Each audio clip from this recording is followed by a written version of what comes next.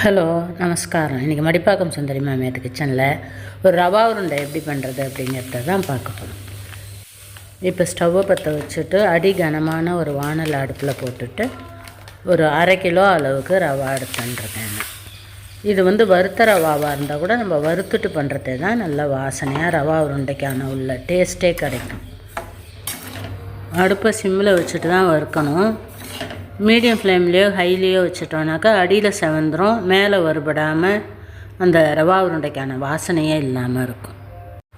வறுக்கிறது ஒண்டி தான் இதுக்கு ஒரு வேலை, மற்றபடி ஒன்றும் பெரிய வேலை கிடையாது. ஈஸியாக ரவா உருண்டை பிடிச்சிடலாம்.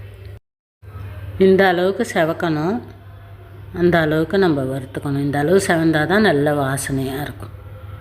இந்த வறுத்த ரவாவை ஒரு டப்பாவில் கொட்டி மிஷினில் கொடுத்து அரைக்க வேண்டியது தான். இப்போ இந்த 1/2 கிலோ ரவாவுக்கு நம்ம 3/4 கிலோ சர்க்கரை போட்டுக்கணும். அப்போ தான் அந்த ஸ்வீட்னஸ் இருக்கும். எங்கள் அம்மாலாம் அந்த அளவுக்கு போட்டு தான் ரவா உருண்டை பிடிப்பா. 3/4 கிலோ சர்க்கரை போட்டுட்டு 1/4 கிலோ சர்க்கரையே வச்சுருக்கேன். இப்போ இந்த சர்க்கரை அந்த ரவா எல்லாத்தையும் கொண்டு போய் நம்ம மிஷினில் போட்டு அரைச்சி எடுத்துன்னு வந்துட்டோம். சர்க்கரையை தனியாகவும் ரவாவை தனியாகவும் இந்த ஊர்லலாம் மிஷினில் அரைச்சி கொடுப்பா. அந்த மாதிரி அரைச்சி வாங்கிக்கோங்க. ரெண்டையும் ஒன்றா போட்டு அரைக்க மாட்டா. இப்போ இந்த ரவா உருண்டை பிடிக்கிறதுக்கு ஃப்ரெஷ்ஷாக வெண்ணெய் வாங்கி நெய் காய்ச்சி தான் நாங்கள் பண்ண போகிறோம். இது மாதிரி பண்ணுறதே நல்ல வாசனையாக டேஸ்ட்டாக இருக்கும்.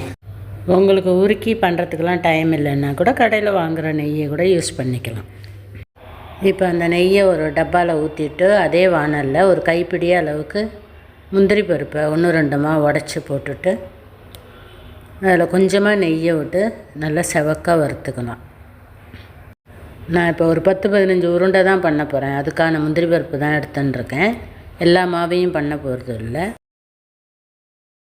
கொஞ்சம் நல்லா செவக்காக வறுத்துக்கணும் முந்திரி பருப்பை. இந்த அளவுக்கு வறுத்துக்கணும். அதை எடுத்து ஒரு கிண்ணத்தில் எடுத்து போட்டு வச்சுக்கலாம்.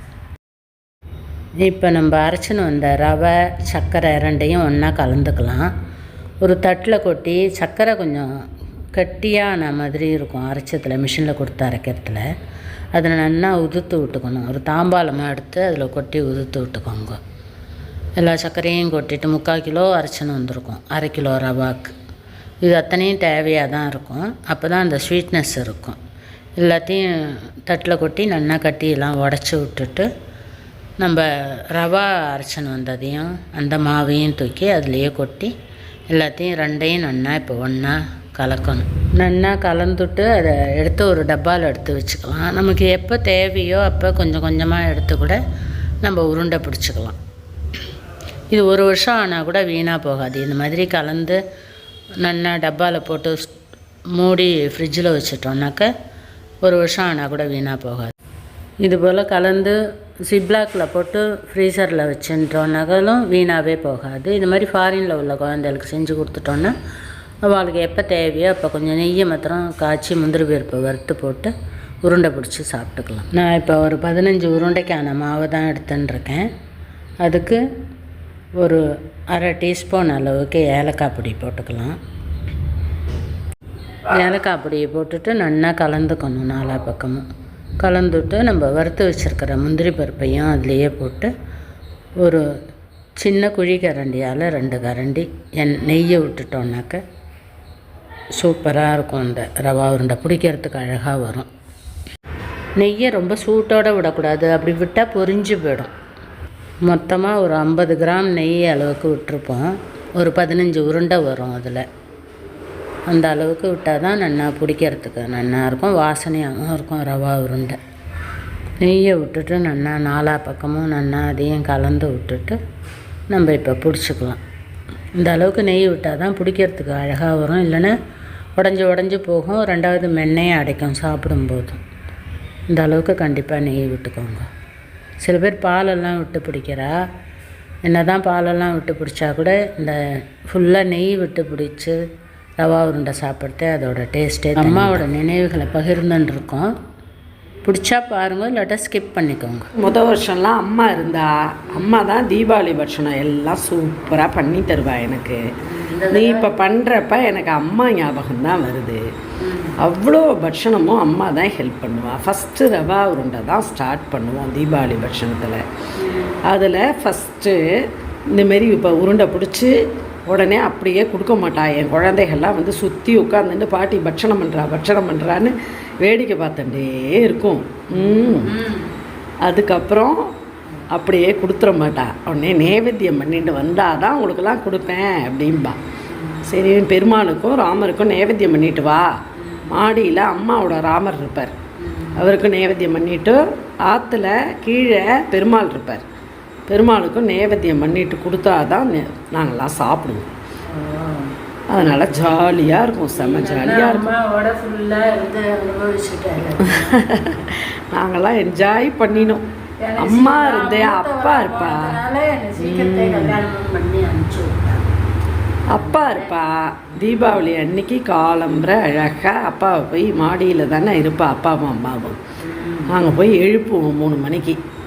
எழுப்பினா அம்மா அப்பாவும் கீழே வந்து எங்களுக்கெல்லாம் எண்ணெய் வச்சு விடுவா. எண்ணெய் வச்சு விட்டதுக்கப்புறம் எல்லாருக்கும் புது ட்ரெஸ் அப்பா தான் எடுத்து கொடுப்பா. ஒருத்தருக்கா எடுத்து கொடுத்ததுக்கப்புறமா நாங்கள்லாம் முடித்ததுக்கப்புறம் தான் அம்மாவும் அப்பாவும் மாடிக்கு போய் அவள் வேலையை பார்ப்பா. அன்றைக்கி என்னை சமைக்க வேண்டான்னு சொல்லிவிடுவாள். அம்மாவே நானே சமைச்சு விட்றேன். அம்மா குமுட்டி அடுப்பில் தான் சமைப்பா. அதான் அம்மா அழகாக குமுட்டி அடுப்புலையே நான் சமைச்சு விட்றேன், நீ புது புடவை கட்டின்னு ஜாலியாக இரு, சமைக்க வேண்டான்னு சொல்லிவிடுவாள். நான் பாட்டு குழந்தையா இருக்கும்போது ட்ரெஸ் பண்ணிட்டாக்கா அம்மா கோழிக்கு அதெல்லாம் நான் மிக்சியில் போட்டு அரைச்சி கொடுத்துருவேன். இப்போ உங்களுக்கு மிக்சி வந்துட்டு. நான் சின்னவளா இருந்த போதெல்லாம் கல்லூரில் மழை வேற பெய்யும், புது ட்ரெஸ் போட்டுன்னு ஒரு 1/2 மணி நேரம் கூட இருக்க முடியாது. இந்த அளவுக்கு இந்த மாவை கலந்த மாவை எடுத்து உருண்டை பிடிச்சி அப்படியே வைக்க வேண்டியதுதான். இந்த அளவுக்கு நெய் விட்டோம்னாக்க ஈஸியாக உருண்டை உடையாமல் நன்னாவும் பிடிக்க வரும், முன்னையும் அடைக்காமல் நன்னா இருக்கும். தீபாவளினாலே எங்கள் அம்மா ரவா உருண்டை பயத்தா உருண்டை கண்டிப்பாக பிடிப்பா. அதுவும் தஞ்சாவூர் சைடு எல்லா இடத்துலையும் இந்த ரவா உருண்டை பயத்தா உருண்டை இல்லாமல் தீபாவளியே இருக்காது. இப்போ தான் நிறையா வெரைட்டிஸ் ஆஃப் ஸ்வீட் வந்திருக்கு. அந்த காலத்தில் இது 2 தான் கண்டிப்பாக பிடிப்பா. இதே போல் எல்லா அம்மாவையும் நம்ம பிடிச்சி வச்சிடலாம். இந்த தீபாவளிக்கு நீங்களும் இதே போல் ரவா உருண்டை செஞ்சு பார்த்துட்டு எப்படி இருந்ததுங்கிறத கமெண்ட்டில் சொல்லுங்கள். இந்த வீடியோ உங்களுக்கு பிடிச்சிருந்தா லைக் பண்ணுங்க, ஷேர் பண்ணுங்க, சப்ஸ்கிரைப் பண்ணுங்க. தேங்க்யூ ஃபார் வாட்சிங். நெக்ஸ்ட் வீடியோவில் பார்க்கலாம்.